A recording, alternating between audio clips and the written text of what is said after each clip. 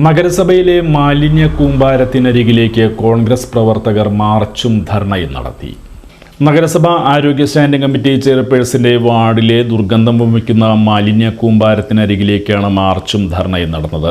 നഗരസഭാ ആരോഗ്യ standing committee ചെയർപേഴ്സന്റെ 24-ാം വാർഡിൽ പ്ലാസ്റ്റിക്കുകളും ഭക്ഷ്യമാലിന്യങ്ങളും പച്ചക്കറികളും ഉണക്കമീനുമെല്ലാം കുമിഞ്ഞുകൂടി ദുർഗന്ധം വമിക്കുന്നുവെന്നും ഇതുവഴിയുള്ള ഗതാഗതവും സഞ്ചാരവും അസഹ്യമാക്കി തീർന്നിരിക്കുന്നുവെന്നാരോപിച്ചാണ് കോൺഗ്രസ് പ്രവർത്തകർ മാർച്ചും ധർണയും സംഘടിപ്പിച്ചത്. പ്രതിഷേധ dharna block Congress president ES Sabu ഉദ്ഘാടനം ചെയ്തു. ഇവിടെ പോകുമ്പോൾ മൂക്ക് പൊത്താതെ ഞങ്ങൾക്ക് പോകാൻ കഴിയുന്നില്ല.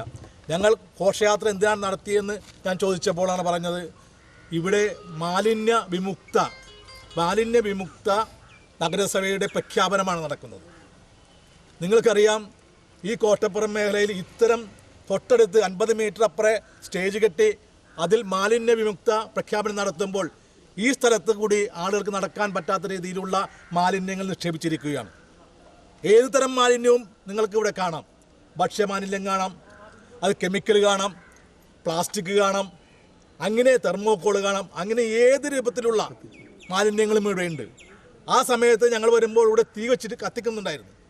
അങ്ങനെ പ്ലാസ്റ്റിക് കത്തിച്ച് ജനങ്ങളെ ദ്രോഹിക്കുന്ന രീതിയിലേക്കാണ് ഈ മാലിന്യ നിക്ഷേപം മുന്നോട്ട് പോയിക്കൊണ്ടിരിക്കുന്നത്. കൊടുങ്ങല്ലൂർ നഗരസഭയെക്കുറിച്ച് നിങ്ങൾക്കറിയാം. ഏത് മേഖലയിലായാലും ഇന്ന് ജനങ്ങളെ ദ്രോഹിക്കാൻ വേണ്ടി മാത്രം ഭരണം നടത്തുന്ന നഗരസഭയാണ് കൊടുങ്ങല്ലൂർ. ഇവിടെ നിങ്ങൾക്ക് കുടിവെള്ളമില്ല. പല സ്ഥലങ്ങളിലും 10-15 ദിവസമായിട്ട് കുടിവെള്ളമില്ല. ഇന്നത്തെ പത്രത്തിൽ വാർത്തയുണ്ട്, ഭരണിക്ക് വന്ന ഭക്തജനങ്ങൾക്ക് കുടിവെള്ളം കിട്ടാതെ അലയുന്ന ഒരു സ്ഥിതിവിശേഷമുണ്ടായി. ആവശ്യത്തിന് കക്കൂസ് അനുവദിക്കാൻ ഈ നഗരസഭ കഴിഞ്ഞില്ല.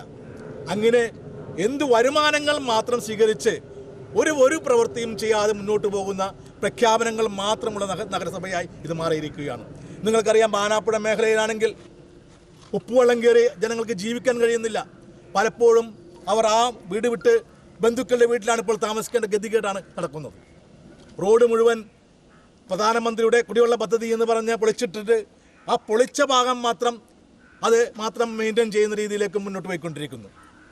വിദ്യാഭ്യാസ സ്ഥാപനങ്ങളിലാണെങ്കിൽ അവിടുത്തെ പ്രധാന അധ്യാപകന്മാരെ വിളിച്ചു നിർത്തി അവരെ ഭീഷണിപ്പെടുത്തുന്നു. ഹോസ്പിറ്റലിൽ അവിടെ നടക്കുന്ന HMCയിൽ നടക്കുന്ന തർക്കങ്ങൾ ഹോസ്പിറ്റൽ വികസന സമിതിയിലും അതോടൊപ്പം ഹോസ്പിറ്റലിലെ ജോലിക്കാരെ വിളിച്ചു വരുത്തി മർദ്ദിക്കുന്നു. കൗൺസിലർ VM ജോണി അധ്യക്ഷത വഹിച്ചു.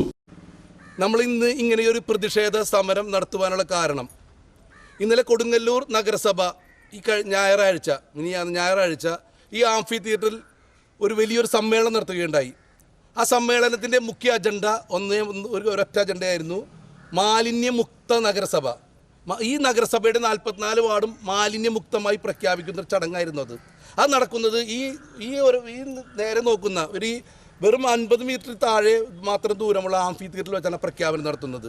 ആ പ്രഖ്യാപനം നടത്തുന്ന സമയത്ത് ഒട്ടനവധി നാളുകളായി ഈ പ്രദേശത്തുള്ള നമ്മുടെ പബ്ലിക് റേഷൻ കടയാണ്, തൊട്ടുപുറയിൽ റേഷൻ കട, മുസ്ലിം പൈതൃക പദ്ധതിയുടെ 100 കണക്കിന് ടൂറിസ്റ്റുകൾ വരുന്ന പ്രദേശം, ഇത്രയും മാത്രം മാർക്കറ്റ്, 1000-കണക്കിന് ആളുകൾ വരുന്ന മാർക്കറ്റിലാണ് ഈ കാണുന്നത്. നിങ്ങൾ കാണുകയല്ലേ, അല്ലാണ്ട് നമ്മൾ വേറെ രീതിയിലൊന്നുമല്ല, ഇത് കാണുകയല്ലേ. ഇത്രയും മാത്രം വൃത്തികെട്ട സമയത്താണ് ഇവിടെ നമ്മൾ ഈ പ്രഖ്യാപനം.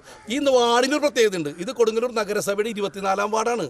ഈ കൊടുങ്ങല്ലൂർ നഗരസഭയിലെ 44 വാർഡിലെയും മാലിന്യങ്ങളും ജനങ്ങളുടെ ആരോഗ്യകരമായ കാര്യങ്ങളും നോക്കുന്നതിന് ചുമതലപ്പെടുത്തിയിരിക്കുന്നത് കൊടുങ്ങല്ലൂർ നഗരസഭ ആരോഗ്യ സ്റ്റാൻഡിംഗ് കമ്മിറ്റി ചെയർപേഴ്സണാണ്. ആ ചെയർപേഴ്സൻ്റെ വാർഡ് കൂടിയാണ് നമ്മൾ നിൽക്കുന്ന ഈ 24-ാം വാർഡ്, നമ്മൾ നിൽക്കുന്ന ഈ പ്രദേശം. ഇത്രമാത്രം ദുർഗന്ധം വമിക്കുന്ന, മാലിന്യം കൊണ്ട് പൊറുതിമുട്ടിയിരിക്കുന്ന ഈ പ്രദേശത്ത് നിന്ന് കൊടുങ്ങല്ലൂർ നഗരസഭയുടെ ചെയർപേഴ്സൺ അടക്കം, കൊടുങ്ങല്ലൂർ നഗരസഭയുടെ സ്റ്റാൻഡിംഗ് കമ്മിറ്റി ചെയർമാൻ അടക്കം അവിടെ വന്നിങ്ങനെ പ്രഖ്യാപനം നടത്തുന്നതിൽ നമ്മൾക്ക് ആർക്ക് ഓശാന പാടാൻ നടക്കുന്നതല്ല കൊടുങ്ങല്ലൂർ ജയിച്ചു പോയി നമുക്ക് കൗൺസിലറായിട്ടിരിക്കുന്നത്. നമ്മൾ തെറ്റുകൾ ചൂണ്ടിക്കാണിക്കണം. അതാണ് ഒരു ജനാധിപത്യപരമായ രീതിയിൽ ഇവിടെ ജയിപ്പിച്ചുകൊണ്ട് ജനങ്ങൾക്കൊരു ഉത്തരവാദിത്തമുണ്ട്. എന്നെ ഇവിടെ ജയിപ്പിച്ചിട്ടുണ്ടെങ്കിൽ ഞാൻ ജനങ്ങളെ. ബ്ലോക്ക് ഭാരവാഹികളായ ജോഷി ചക്കാമാട്ടിൽ, ഹബീബ്, പ്രിൻസി മാർട്ടിൻ, സാലി ഫ്രാൻസിസ്, രാജേഷ് പൊയ്യാറ, സുനിൽ അഷ്ടപതി, ഷാജി വടക്കൻ, സാദിഖ്, PL തോമസുകുട്ടി, ജയചന്ദ്രൻ തുടങ്ങിയവർ സംസാരിച്ചു.